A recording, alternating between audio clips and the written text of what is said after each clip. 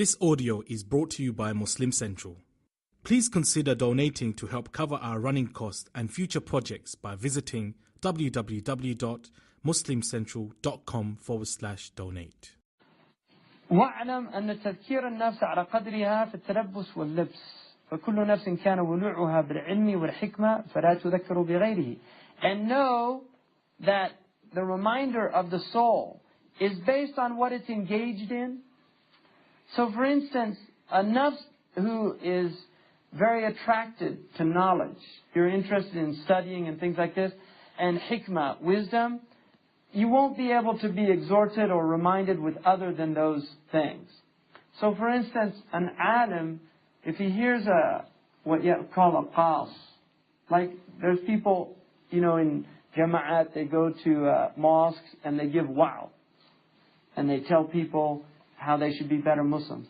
A talib ilm is rarely affected by those type of people because their knowledge base is so small.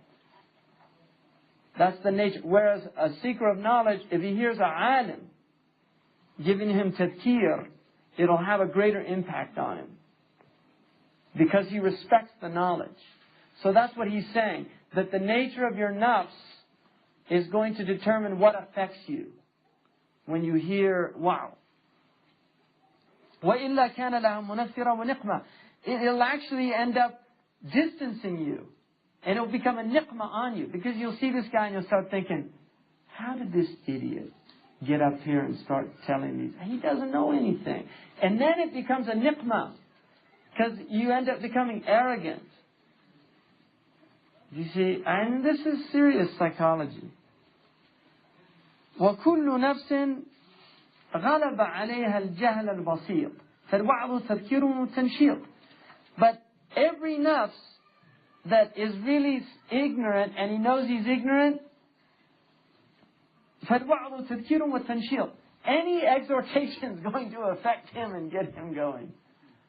That's why somebody can hear a simple preacher, and if he's an ignorant worshipper, he doesn't know very much, he hears it, and he's like, subhanallah, he's amazed. Did you hear what he said? I'm going on khuruj fi sabilillah. He's ready to jump in there and go out. Because there are different levels of people. And there's a danger in that, by the nature. وَكُلُّ نَفْسٍ غَلَبَ عَلَيْهَا الْجَدَلِ فَقَلَّ أَن تُدْفَعْ بِشَيْءٍ مِّنَ الْحِيَلِ. But every nafs that has argumentation rooted in it, these type of simple strategies to get him motivated aren't going to work. Because he's going to want to argue that hadith isn't a sahih hadith. That you get 1,000,000 times reward for doing this or that. He's going to say, yeah, akhi, that's hadith da'if or it's mawdu' or something. He wants to argue. So he's saying that's not going to work, those type of strategies for this person. قال الله تعالى ادعو إلى سبيل ربك بالحكمة والموعظة الحسنة وجادلهم بالتي هي أحسن. So look at this verse. Call to your Lord على سبيل بالحكمة. This is for people of intellect. You have to use hikmah with them. That doesn't work. والموعظة الحسنة. And give موعظة حسنة to people. If that works. Other people you have to jidal. You have to actually present in a very logical way what you're trying to get, why they should be doing something. You can't just simply tell them, this is good for you. You have to tell them why it's good for you. You have to explain it. So Allah gives different ways. These are different strategies for speaking. ادعو إلى سبيل الحكمة والموعظة الحسنة وجادلهم بالتي هي أحسن. These are different ways. It's not the same way.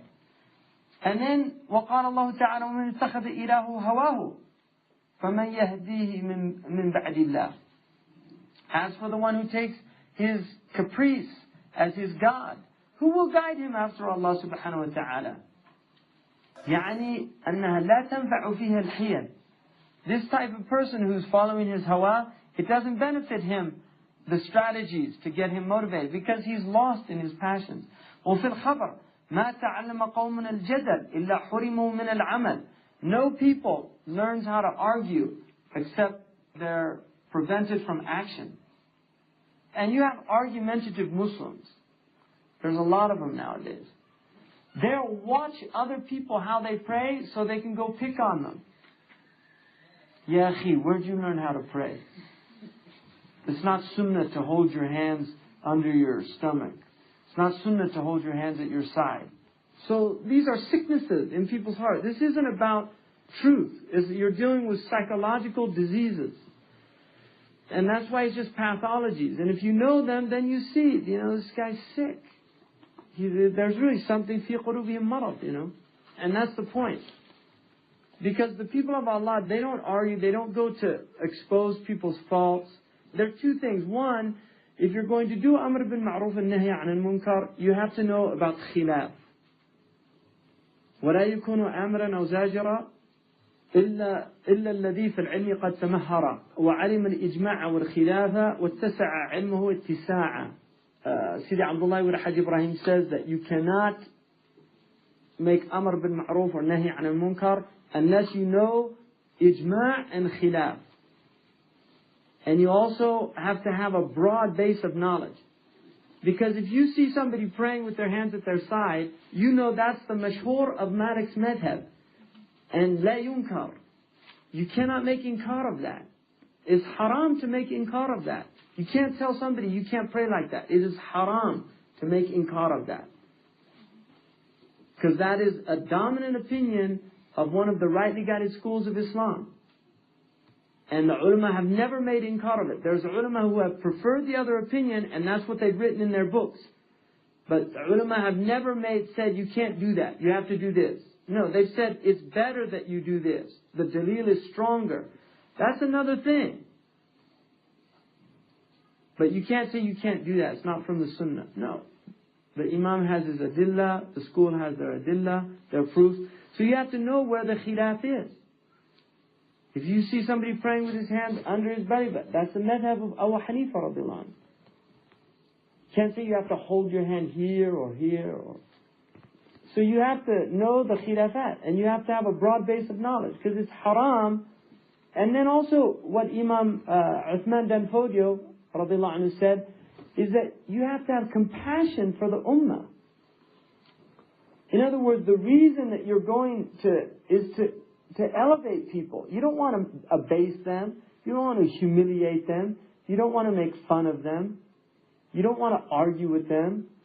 If you're genuine in your concern and care for them, you're not going to be arguing with them. You're going to be first trying to win them over. You first go up and smile. How are you doing? MashaAllah. Nice to see you in the masjid. I haven't seen you here before. I mean, just you open up a conversation with them. You don't go up and say, Ya akhi, haram alik. I mean, it's not, this isn't the way of the Prophet ﷺ. The man who urinated in the masjid, the Sahaba wanted to kill him. The Prophet ﷺ, he actually had them veil him. And then he went over and he spoke to them. There was another man who, he sneezed in the prayer, and he heard somebody sneeze, and he said, Yarhamukullah. And all the Muslims in the prayer looked over at him. And he looked at all of them like, what are you looking at? What did I do? And then when the prayer was over, the Prophet ﷺ called him over and smiled. He smiled at him. And he said, this prayer is a prayer for tasbih, tahmeed. It's for remembering Allah. We don't speak during the prayer. That's what he said. The man said, Wallahi, I never saw a teacher before him or after him more sweet to his students than him. Sallallahu Alaihi Wasallam. That's the sunnah. These people go around saying, sunnah, bid'ah, haram. That's sunnah. That's sunnah. To be nice to your Muslim brother is sunnah. Like one Egyptian man was in Medina, and the Egyptian, after they do the prayer, they shake hands. And they say, haraman. Like, maybe we'll pray in the haram. And this Egyptian man said this next to this man from another country, haraman. And he said, no, taqabbal Allah, taqabbal Allah. And he threw his hand down. And he said, hadihi bid'ah. And the man said, is bad manners sunnah?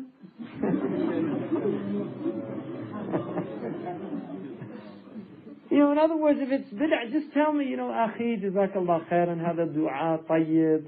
You wanted to make a du'a for me, it's nice. But it's not a sunnah. you know, it's actually better. And then you give your dalil. The Imam said it's better not to do it, this and that. Or there's khilaf, you know, some of the Imams, they said it's alright. But, I mean, if you really want to educate the person, but if you're just trying to insult somebody, don't try to make it a self-righteous. Just admit, you know,